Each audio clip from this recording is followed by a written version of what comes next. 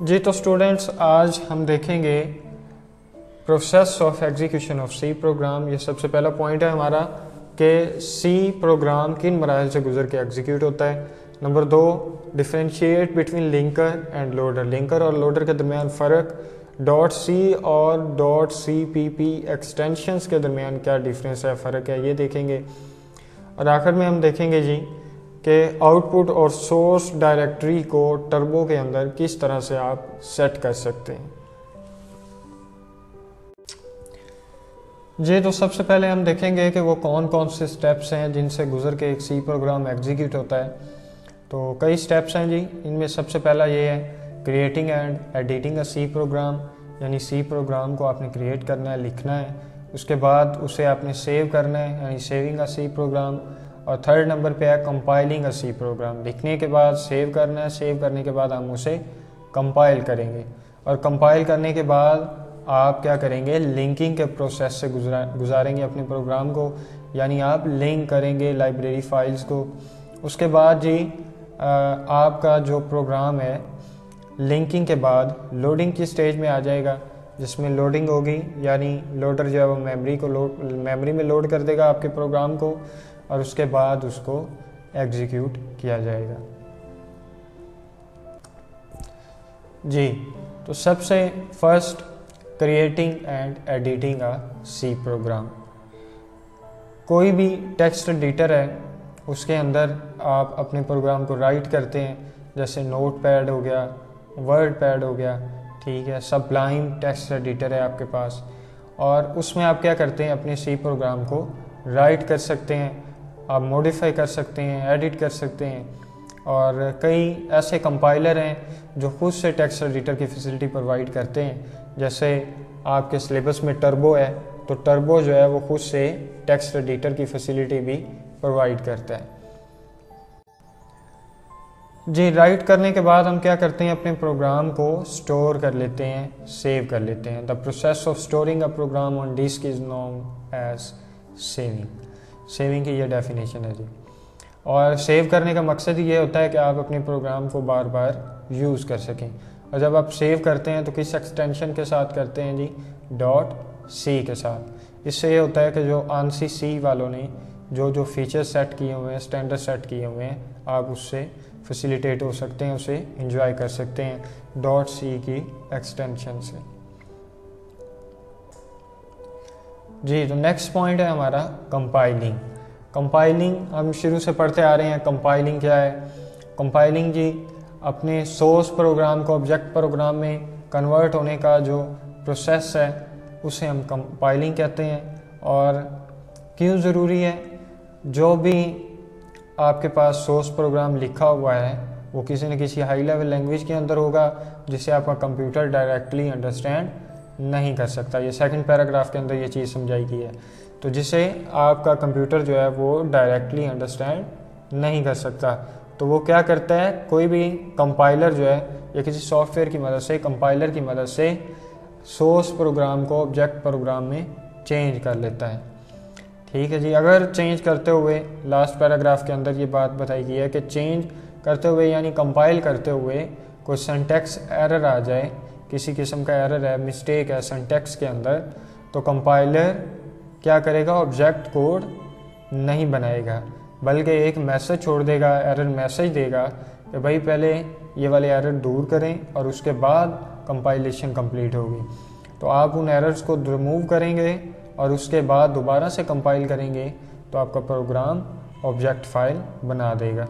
यानी सॉरी, आपका जो सॉफ्टवेयर है, आपका जो कंपाइलर है, आपका जो ट्रांसलेटर है, वो ऑब्जेक्ट फाइल क्रिएट कर देगा। जी तो स्टूडेंट्स, अब हम देखते हैं लिंकिंग क्या होता है। लिंकिंग वो प्रोसेस है जिसकी मदद से आप अपने ऑब्जेक्ट प्रोग्राम के साथ अपनी लाइब्रेरी फाइल्स को अटैच करते हैं, ऐड करते हैं।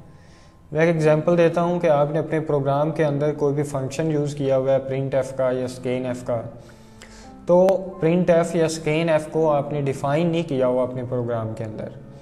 अब कंपाइलर ये देखने के लिए कि प्रिंट एफ की कमांड आई है, मैंने क्या करना है, तो वो क्या करेगा, वो जिस लाइब्रेरी फाइल्स के अंदर प्रिंट एफ या स्कैन एफ का कोड पड़ा हुआ है, उसको डिफ़ाइन किया हुआ है, उस लाइब्रेरी फाइल में जाएगा और वहाँ से देखेगा।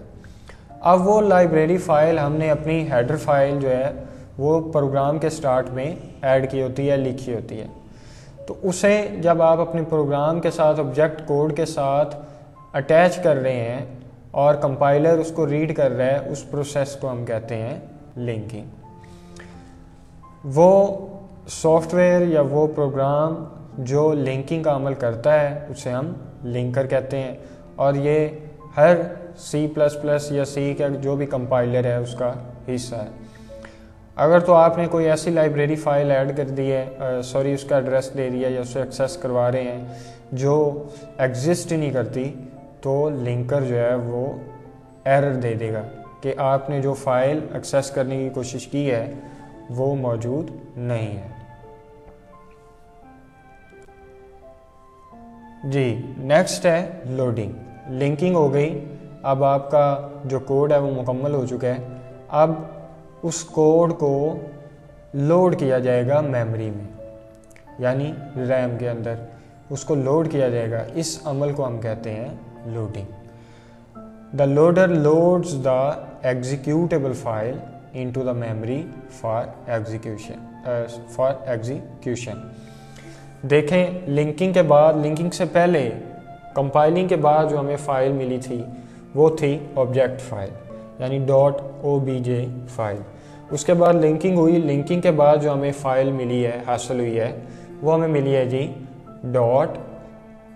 .exe फाइल, यानी एग्जीक्यूटेबल फाइल, जिसे आप रन कर सकते हैं, जिसे आप चला सकते हैं।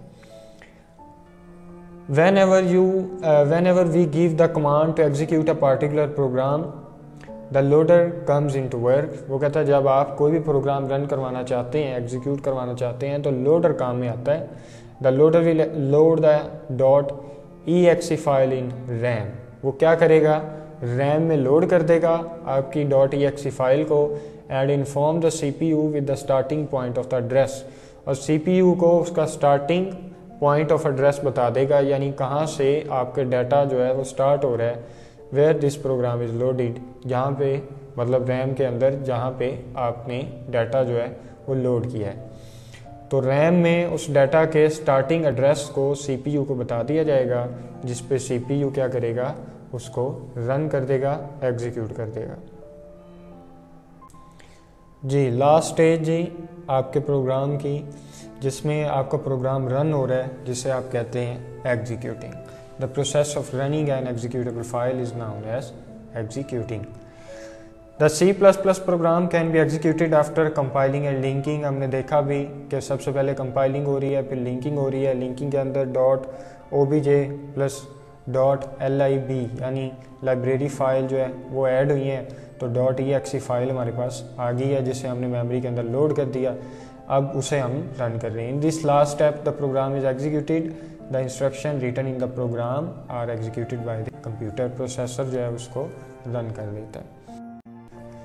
जी, तो स्टूडेंट्स, ये वो सारा प्रोसेस है जो हमने स्टेप बाय स्टेप रीड किया, उसी प्रोसेस को ग्राफिकली रिप्रेजेंट करवाया गया है। अब देखें, आपके पास सोर्स प्रोग्राम था, सोर्स फाइल थी जो टेक्स्ट की फॉर्म में थी, ABC वगैरह वगैरह, और उसको आपने कंपाइल किया। L+F9 हम यूज़ करते हैं अपने टर्बो के अंदर कंपाइलेशन के लिए। तो कंपाइलर उसको चेक करेगा सबसे पहले कि कोई एरर वगैरह है। अगर तो एरर है तो दोबारा से वो एरर लिस्ट शो करवाएगा। आप अपने प्रोग्राम में अमेंडमेंट करेंगे, चेंजेस करेंगे, एरर रिमूव करेंगे और दोबारा से L+F9 दबाएंगे या कंपाइल करेंगे, तो कंपाइलर देखेगा जी कोई एरर नहीं है। अब उसके बाद उसको चेंज कर देगा बाइनरी कोड में, मशीन कोड में, जिससे हम .obj फाइल भी कहते हैं या ऑब्जेक्ट फाइल भी कहते हैं।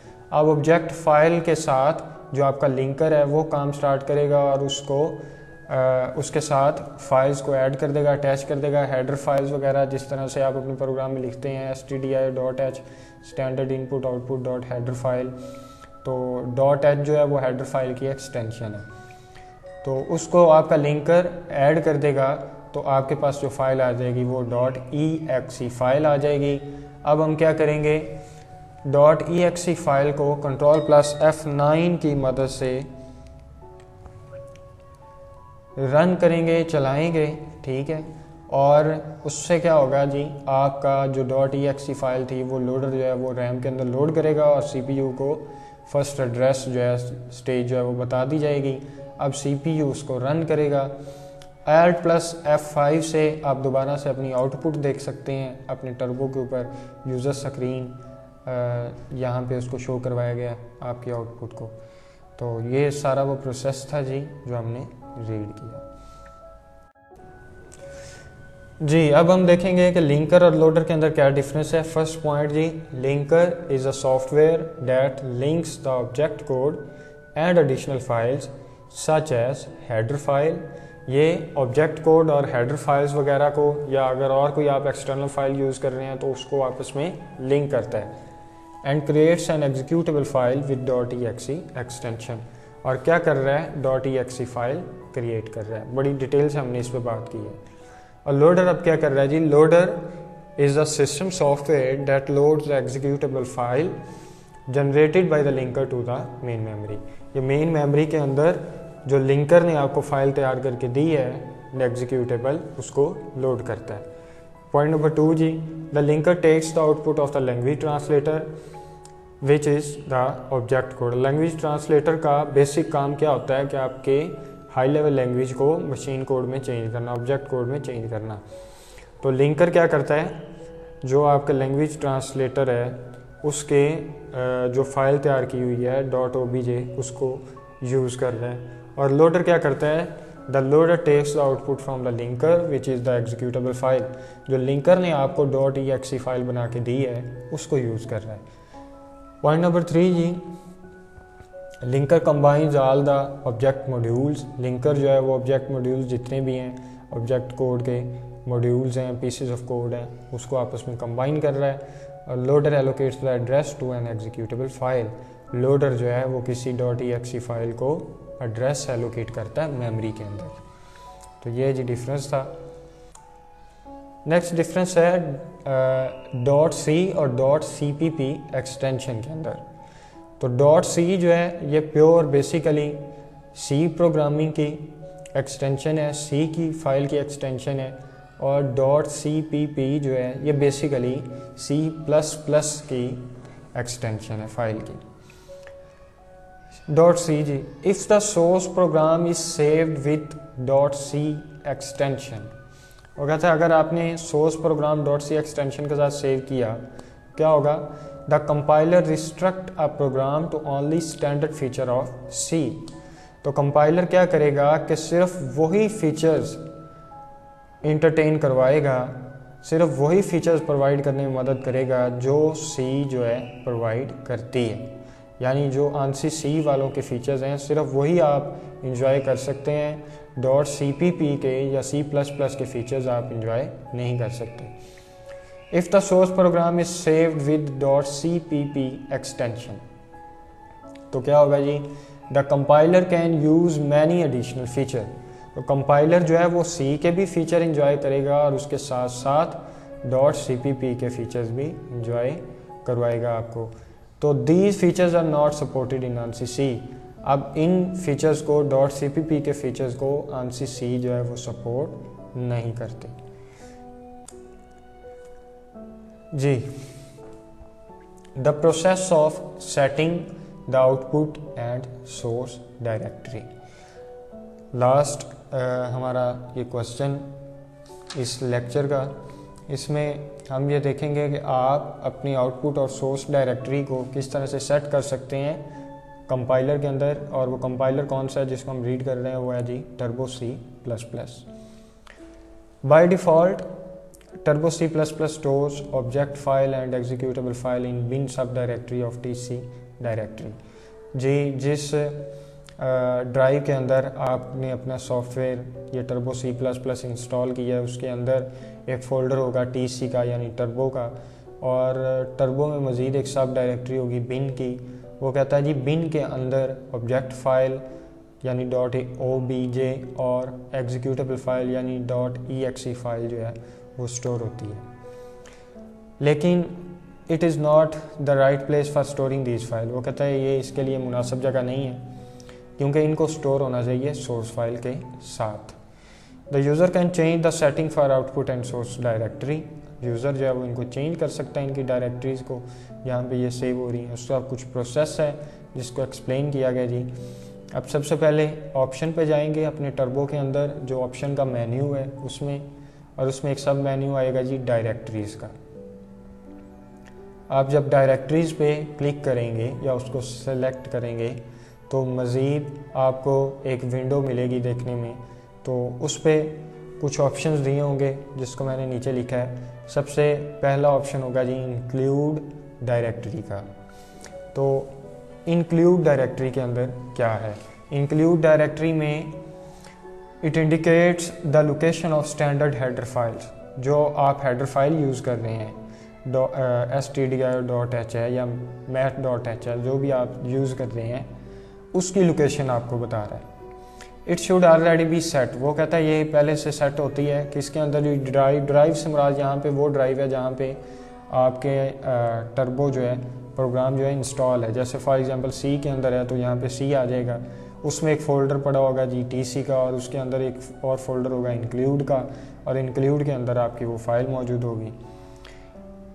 नेक्स्ट है जी library directories. It indicates the location of library files. ये लाइब्रेरी फाइल्स की लोकेशन इंडिकेट करता है, और ये कहाँ पे सेट होती है जी? ड्राइव के अंदर उसी तरह से, यानी सी और उसके बाद टीसी का फोल्डर, उसके बाद LIB यानी लिब का फोल्डर होता है, तो उसमें आपकी लाइब्रेरी फाइल्स जो हैं वो सेव होती हैं जी। नेक्स्ट है जी आउटपुट डायरेक्टरीज। आउटपुट डायरेक्टरी के अंदर आपकी ऑब्जेक्ट फाइल और एग्जीक्यूटेबल फाइल जो बनती है वो दोनों स्टोर होती हैं। और उसके बाद जी सोर्स डायरेक्टरी क्या है? जिसके अंदर आपका सोर्स कोड स्टोर होता है। यहाँ पे देखें, आप अपनी मर्ज़ी से इन डायरेक्टरीज़ को सेट कर सकते हैं, चेंज कर सकते हैं। मैंने एक स्क्रीनशॉट ऐड किया है अपने जो मेरे पास टर्बो चल रहा है सिस्टम के अंदर उसकी डायरेक्टरीज़ का। तो यहाँ पे देखें इंक्लूड डायरेक्टरीज़ जो है इंक्लूड में पड़ा है, लाइब्रेरी डायरेक्टरीज़ जो है वो लिब के फोल्डर में है। उसके बाद आउटपुट और सोर्स डायरेक्टरी मैंने दोनों सेम रखी हुई हैं, यानी जो मेरे पास सोर्स का फोल्डर है टर्बो C3 के अंदर, उसके अंदर आउटपुट डायरेक्टरी भी है और सोर्स भी है। यानी .c वाली फाइल भी उसी के अंदर है, .obj के फाइल भी उसी में पड़ी है, और .exe वाली फाइल भी उसी में पड़ी। अच्छा, आप अपनी मर्ज़ी से पाथ सेट करके उसके बाद क्या करेंगे जी? ओके पे क्लिक कर देंगे तो आपकी डायरेक्टरीज सेट हो जाएंगी जी। अब आखिर में कुछ क्वेश्चन जो पूछे जाते हैं आपके बोर्ड के अंदर। What necessary steps are taken to prepare a C program for execution.